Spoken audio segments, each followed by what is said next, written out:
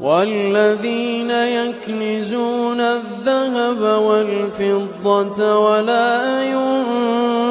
ينفقونها في سبيل الله فبشرهم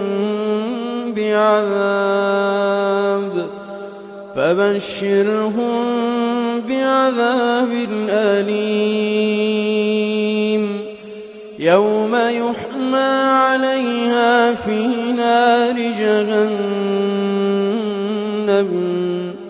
فتكوى بها جباههم وجنوبهم وظهورهم هذا ما كنزتم لأنفسكم